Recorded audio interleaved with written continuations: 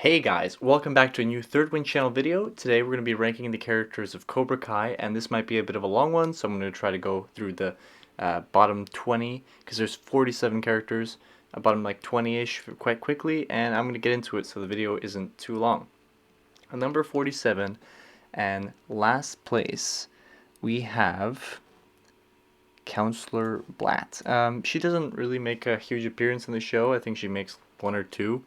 So therefore, she's not really a character, but you get the idea that she likes some of the karate figures from a long time ago. Next, we have Trey. I don't really, and you know what? I'll say number 45 right away as well. It's Cruz because you can really package these together as one. Uh, I found them kind of cringe. They weren't scary feeling to me, but I understand their purpose. But to me, I just didn't really like them as characters, and obviously they're bad guys or whatever. But I didn't really like them. What can I say? Moving on to number 44 is another kind of not really a character. So we got Storm Guy, as I call him, and I appreciate his little jokes and back and forth with Johnny, but that's all he really does in the show. And he got 4 places from the bottom, so props to him for that. Number 43, I have Sean, who really isn't, again, not really a big character, and he he's just kind of the bad guy, um, just for the sake of it. Bullies others, and he's all right, and I like how they him with Robbie kind of earn each other's respect, which is cool, but not really in the show for a long time, really just like one episode. Next, we have at number 42, we have Judy. I had to look up her name. Um, the reason I have her up so high relatively is because I thought it was quite funny with Johnny and the wrong wall on the TV, and then afterwards he meets her for a date, which is just I found that bit really funny. So that's the reason I put her up there. At number 41 is Jimmy. Now I was looking at this picture. Where is it? Let me see. Yeah, right here. I was like, who is this? And it turns out this is one of the old school guys, from the original Karate Kid movies. And I just, since he wasn't as memorable as some of the others, then yeah, I have to put him at 41. At number 40, I have homeless Lynn. Her name is Lynn, but yeah, I jotted her down as homeless here. Um, he's one of those characters that kind of make you realize how low Johnny is at some points of his life and blah blah blah. But, not such an interesting character. So we'll move on. Number 39, I have put. Where is he? Sid.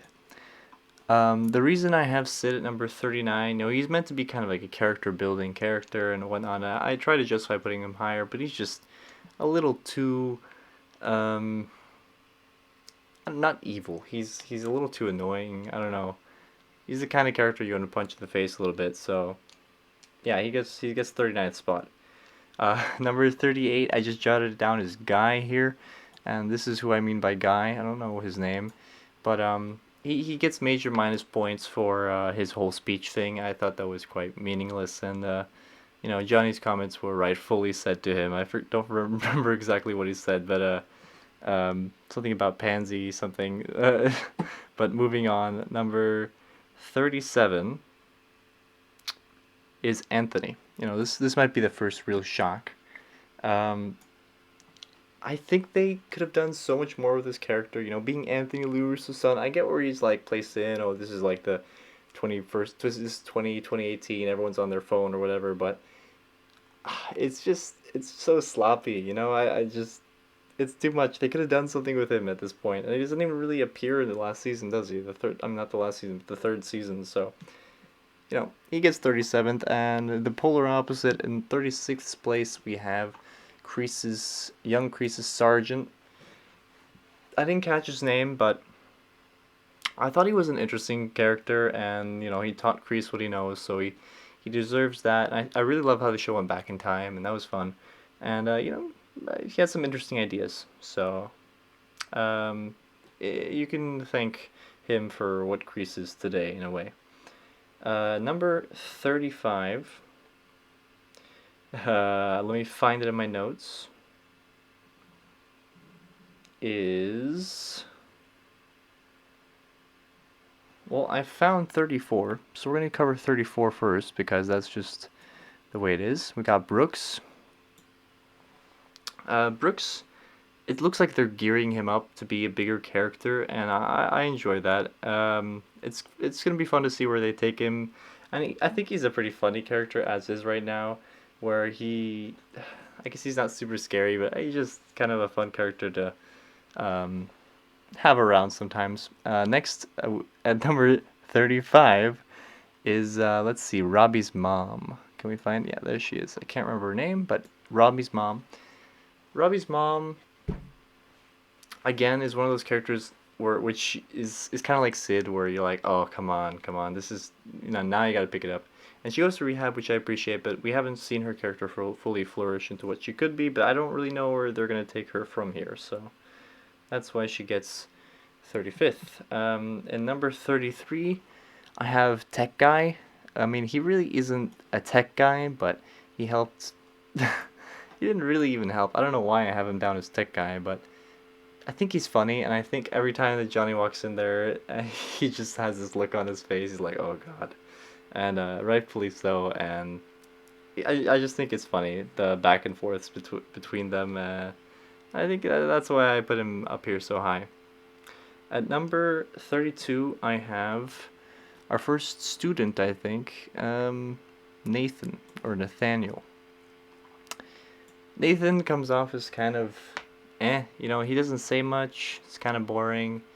They could have taken him places, but he's one of the ones that they just don't take anywhere. So he really just becomes what they call a red shirt in the show, and he doesn't really serve a purpose. He's just there. Next, I have Tom Cole, which I actually find the stuff with Tom Cole is quite funny. I love it when Johnny kicks the drink out of his hand. I love it when Tom Cole tries to take down Daniel's business, but then Anush comes back, and there's some really good moments, and you kind of need that competitor for Daniel in the business world, so that's nice. Coming up next, it was hard to place this one since they split Kreese into two characters. I put Young Kreese at number 30 because I thought it was, again, that episode where we get to see his past was really good. I enjoyed that thoroughly, and it was cool to see his background and stuff with his girlfriend, and that's it's quite dark, and it's good to get that backstory. Next, at number 29, I have Anush. Anush is a great character, but I feel like he almost doesn't quite fit the show. He's kind of this like outside character, and he's a little soft. I like the loyalty stuff, but I guess the stuff with him in, I think it was the third season, was the tamest stuff in the season, so you can't really say that it's super exciting. And his little bit more exciting counterpart, Louie, who's in the family, has some exciting moments, especially in season one. But again, these guys just go in a package, and there's not too much to say about them. They bring some interesting moments and some more fun around the workplace for Daniel. And number 27, I have Aisha. I can't really explain why I have her. I mean, she's one of the more main characters, so I don't know why I have her so low. I guess it was because when she didn't return for season 3, it kind of like, I don't know, it tainted her character, and it just doesn't feel the same. And I don't know, the kind of sentiment now that she's not going to be in the show anymore is just made her kind of drop for me. But I don't have much to say. She's around here for me. Nothing against her though. Number 26, we have Tommy. And Tommy was only in the show briefly, but it hit me extra hard that the character died, and the real life actor died shortly after. That really hit hard, and it was almost hard to watch. And I think that was a really emotional moment, and kind of, I don't know. I thought that whole episode was really special. It's one of those moments where they actually bring back the real cast, which just really hits hard. And some of these moments where they bring back the Karate Kid characters, they just, even if it's just for a short moment, they just hit so hard for the Karate Kid fans, including myself. So yeah, that's why I have him there. Number 25, I have a student. I have Mitch. Mitch is at number 25 because he's just a little bit slower to the party at Miyagi-Do. I guess he's just like the less cool counterpart to Chris, who I find a little bit more interesting. And I think isn't Mitch's nickname Assface? That's good. That brings him up a little bit. But yeah, we got to put them all somewhere, and Mitch just lands himself at number 25. At number 24, I have Bert. So Bert, again, kind of like a Nathaniel situation. I just think Bert's a lot cooler. He has a couple extra lines, and the fact is that in Cobra Kai does make him a lot cooler than Nathaniel. I wish they did a little bit more, and I hope they keep this guy in the series because I can't wait to watch him grow. It's gonna be great. Next, number 23. I think I remember who I have here. Yeah, Chris. Where is Chris? Chris Cross. There he is. Yeah, just a little bit cooler than the other two. I like the textbook smash. That was really good. And he really early on became decisive about what he thought was right and wrong. I thought that was good. And it made him a little bit more interesting and added a little bit more dynamic to the Miyagi-Do bunch. Next, at number 22, I have Yasmin. Originally I thought I'd put her lower, but I really like the stuff with Dimitri in the last season. I don't know, I feel like she's going to become an interesting character. She firmed the front wedgie from Aisha, and I think there's good things to come from her. The third season really pushed her up a lot. She would have been way lower. I'm just really excited to see what they're going to do with Yasmin. Number 21, I have, I'd say we're getting towards some of my favorite characters. We have Armand. Even though he's kind of like a guest starring deal, or maybe because I love Borat, Armand is great. I love how kind of practical minded he is. Like, oh, he pays me more, okay, deal. You do this. Oh, what is this car salesman tactic you're trying? I just love all the stuff with him, and I think that, sometimes characters like this will come off as cringe, but Armand is just perfectly hits on the humor for this show. I love Armand. He's great. What is this now? 20. We're at 20. Right. So top 20. Who is in the top 20? Who's at the bottom of the top 20? Can't find his picture. It's a guy. Who's it gonna be? Kyler.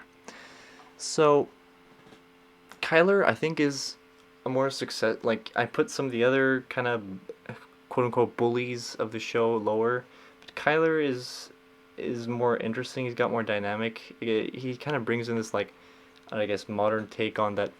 Not all bullies are the toughest physically, and they have different attributes nowadays.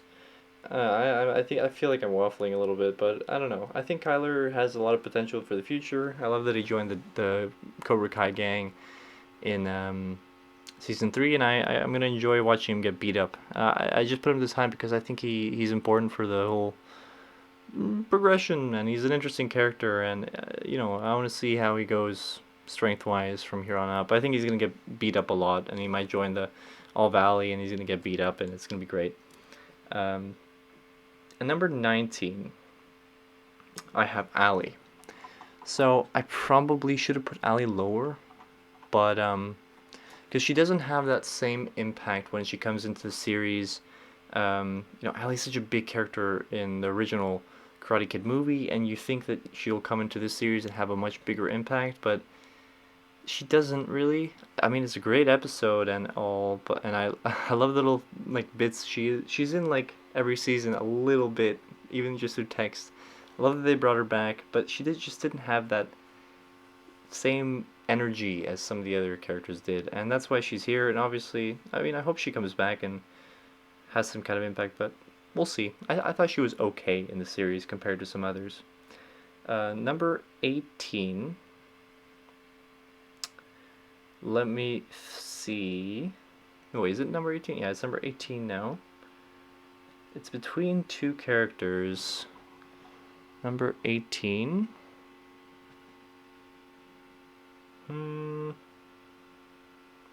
Yeah, at number 18 I have Bobby. Where's Bobby? Bobby. So, yeah, I think that, again, of all the kind of old gang friends, I think Bobby's had the biggest impact. I think that his lessons towards Johnny have been helpful, and I love to see them beat all the guys up in the first season, and the song come back on, the do do do do do do do do do do, and he's kind of, I don't know, he's still kind of the sidekick to Johnny, and I love it, and it's really fun to see him become a pastor, and I think he's a really solid character. Number 17, we are at 17. I have Lucille, and I love that they brought the mom back. You know, this is something that they could have avoided, like not done, but it's great that they did. And I don't know, I just love her energy, and she gets that like New Jersey mom energy that you got in the first season, and that's such like optimistic energy. And I don't know, I think it's very homey. I don't know, it just feels good in the show. Not much to say here. Number 16. Let me find it. So this will come as a bit of a... Actually, no. Who's number 16? Who did I put number 16? Oh, right. I know now. I put Rosa here. Rosa. Oh. Well, she disappeared. I don't think I can get her... Oh, there she is. Never mind. Rosa, number 16. Just outside the top 15, very sad, but I love how she's this kind of... Let Miguel do his thing, you know? Maybe if it wasn't for Rosa, Miguel would have never came back into karate, and I love her little comments about what Miguel's doing, and she's just... You know, she's just classic grandma, you know? She knows what's up. She knows what's up, she's honest, and I really like her, and I think she's really funny. At number 15, we have Kumiko. And although she's only in the series for 1 or 2 episodes again, her coming back was just, oh my god, those episodes are amazing. Her reading Miyagi's letters, and the kind of energy between Daniel and Kumiko, and just those throwback scenes, it's just too good. Those moments are what I really, you know, this is why I watch this series, and I'll just spoil it right now so I can talk about them as a package. I have... Where is he? Chosen. I have Chosen right above Kumiko, and these two and those episodes were amazing. I love how Chosen pranks Daniel a little bit, but that lesson he gives him at the end, and you know the things they talk about. Oh, you really know everything about Miyagi, though, you think, and it just adds such a depth to the Karate Kid films as well. Just that small bit of information, and I just loved these episodes. They're just so good, and again, these moments where these original Karate Kid casts come back and it just hits so hard, even if it's just for a little bit.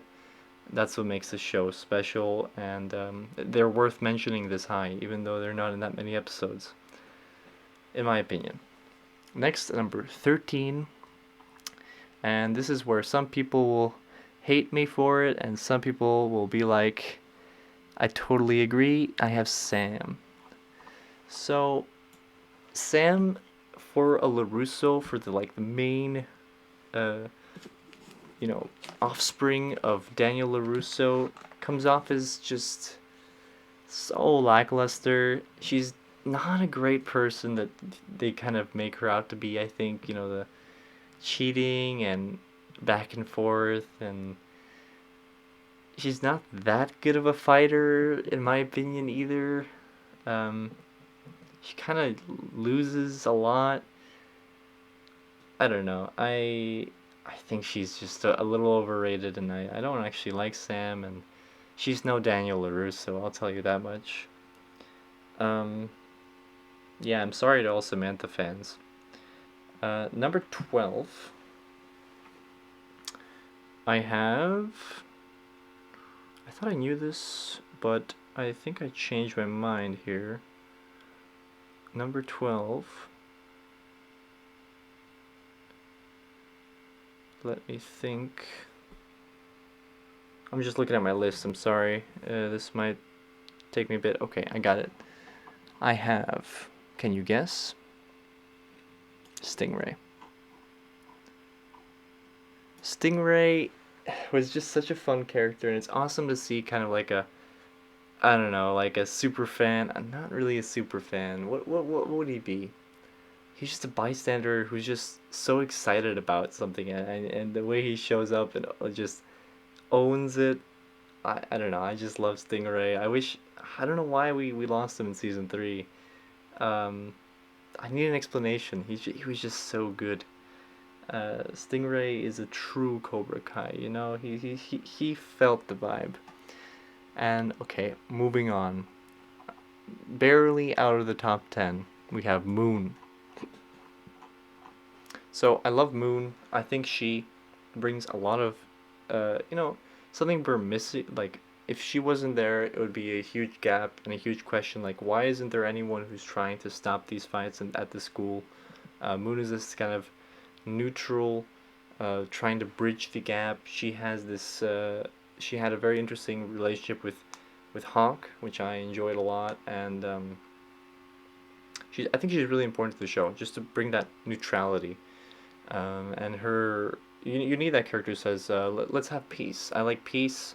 Peace is good. Don't hurt each other, and it's important for the show. And I think her character is great, and the small changes that go through, I just think she's a really elegantly done character, and I really appreciate that they have a character like this. Next, we have our top 10, our best characters, our favorites. And I'm excited. Here we go. Who do you think is my number 10? Well, you probably guessed wrong. It's Dimitri. The reason I have Dimitri at the bottom of the top 10, I'll explain the things I don't like about Dimitri. I think that they represent his learning kind of too fast. I think he goes from useless to pretty good too quickly. Him beating Hawk at the I think it was a season 2 finale was unrealistic. How but otherwise, those are just the negatives. Everything else I love about Dimitri. He's true to himself.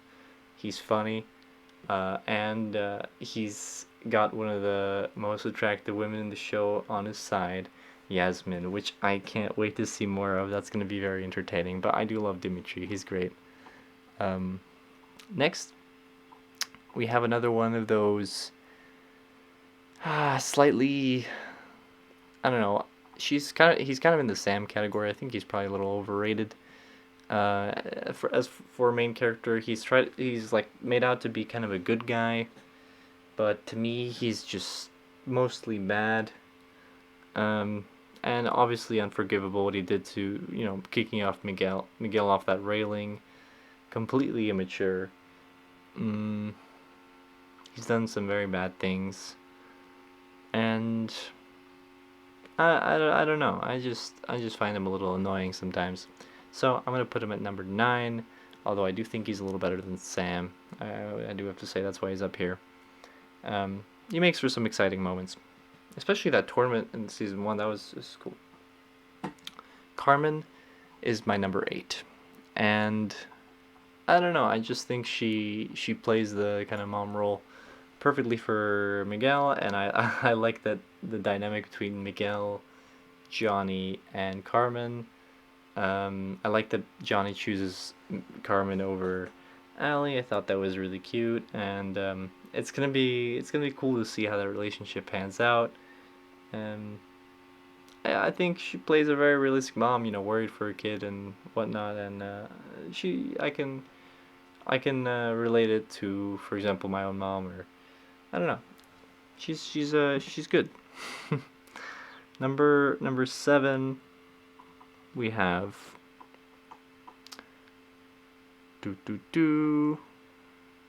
Amanda. So Amanda just blew my mind. Like, she's way better than I thought she would be when I first saw her.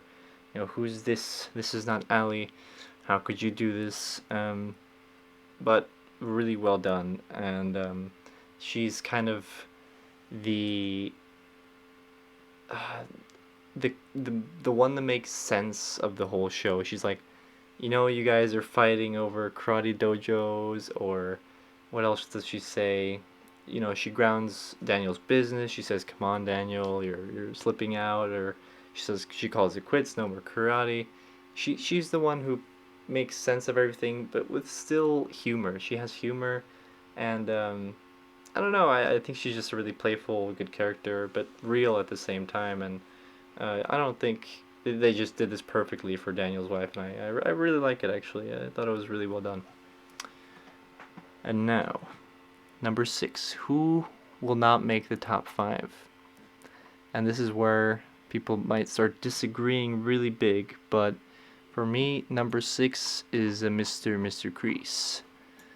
Mr. Crease. So the reason he isn't number 1 or number 2 for me is I think they've taken the Karate Kid character and they've made him a little, I don't know, he's really evil, he's relentless. I think it's almost, he should show more sincerity. Like they make it seem like he has a heart for a second, but he just doesn't. I want to see that moment where he shows some heart instead of literally ready to kill Johnny. Like that's just, for a show like this, that just like to have a character be killed off, by a sensei, that seems like a little bit much, and you're turning it in from like a regular drama series to something else then, and I don't know.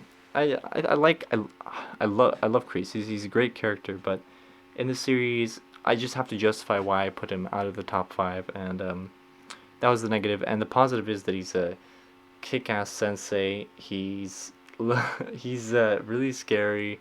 He's evil. These are good things. I just have that one negative where I think he needs to show some sincerity at some point, or else he's just completely.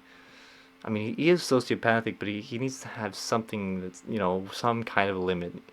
But it's gonna be really cool to see him in season 4, and I'm surprised they've been able to stretch out his storyline so far, and I am really enjoying him. And when he steps into the dojo at the end of season 1, that was a great moment, and oof, man, fantastic. Next, we have our top 5. So who do I put at number 5? And I think a lot of people are surprised that I put Tori all the way up into the top 5. But in a way, I don't know how I can explain this, but it would have been so cool to have Tori, for example, be Daniel's girl, daughter. Obviously, it doesn't really work with her being, semi-poor and all that, but if they would have done the character slightly differently, that Daniel's daughter is just like nothing like him. I thought that might be more interesting. Maybe it doesn't fit with the whole Miyagi stuff, but that's a bit of a tangent. The reason Tori's in my top 5 is I just think she is really badass. I love a character that has to fight for everything they got. She reminds me a lot of Daniel, to be honest. She doesn't really get bullied so much, but she reminds me a lot of just how Daniel was back in the days. She stands up for herself. She's kind of the underdog. She has to fight for everything she's got. Doesn't come from a rich family.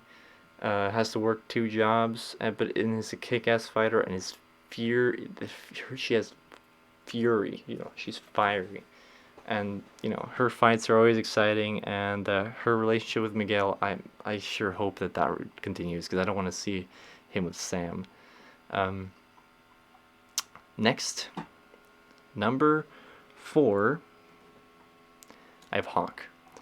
I think Hawk does have his flaws as a character. I'll start with the negatives. I guess the switch between Cobra Kai kind of like, I don't know, turning around and being, friendly in season 3 again. Not friendly. He swapping sides again was a bit, maybe a bit sudden.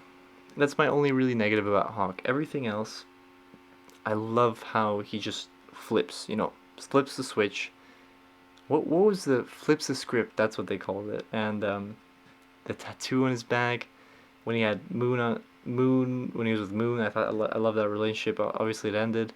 The mohawk, the red hair, the blue hair, whatever. It's just, man, Hawk is just so cool, and I love the character development and how they took such a quote unquote nerdy looking kid at the very beginning and made him into Hawk, who is just one of the most epic characters, who's maybe a little bit more fury over mind, kind of like Tori. It's a great new generation of Cobra Kai. I don't know. I really like what they've done with Hawk, and it's a good narrative for, it's you can learn a lot of morals from him, good and bad. So I like him as a character. Number 3 in Cobra Kai. Top 3. Who gets the bronze medal? Daniel. Daniel for me. Daniel, I'm not gonna lie, I think he's better in the movies. But nonetheless, he's kept the Miyagi tradition alive. He tells stories through Miyagi, the quotes, all of that is fantastic. There's not really too many negatives other than I liked him better in the movies, and having his image here in his 40s and 50s. Um, I don't know. It's obviously just not as exciting. He's a car salesman now and all that. Um, that's just some of the negatives, but positives, obviously, like I mentioned, the whole Miyagi stuff. His energy with Johnny is amazing, Kreese, and um, he's still a good old Daniel. I don't think I need to explain myself putting him in the top 3. Why is he not in top 1 and 2? Well, this is not his show. This is Johnny and Miguel's show. And then I'm going to get into my top 2, which actually is just going to be the top 1. I've put Miguel and Johnny at the top 1 because I think that's what this show really is. You're tying in this Karate Kid universe and whatever, but what this show to its root really is Johnny and Miguel. Johnny and his number 2 son, um, his second chance, his reason to keep going, and the relationship between Miguel and Johnny, I think, is super well written, super entertaining. Johnny is the main character of the show. I'll talk about Johnny a little bit. I love what they've done with Johnny. He's kind of just slumped. He doesn't know what to do. He gets angry at Daniel's ads in the car or the billboards, and he decides, screw it. I'm opening Cobra Kai. I'm gonna spin these guys' gears. I don't care. It's gonna be badass. And if you want to do something about it, come at me. And he proves himself, and he ignites this energy between them, and he's badass. What can I say? And I think this show, the quality of the show is really just how amazing Johnny is in the show, and I just love it. And he captures that Johnny from Karate Kid energy perfectly, and they've taken that somewhat shallow character and made him so much more.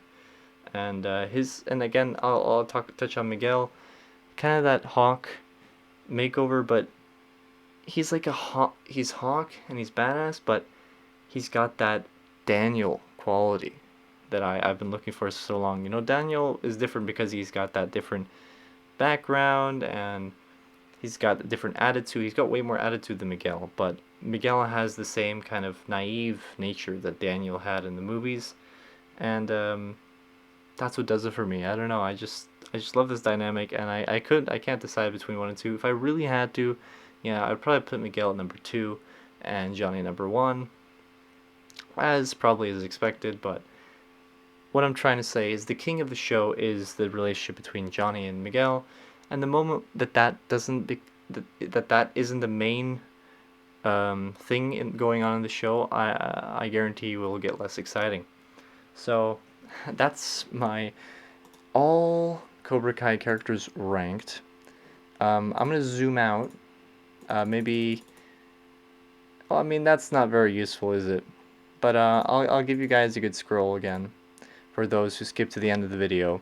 So here's a slow scroll. And while I'm scrolling here, I just like to say I do love the show, and if you want to see more content, the best way of showing it is by subscribing, because it lets me know that you guys like Cobra Kai content. I'd also like you to post your top 10 or top 5 in the comments below, and because I'm curious, I want to see who people like in this show the most.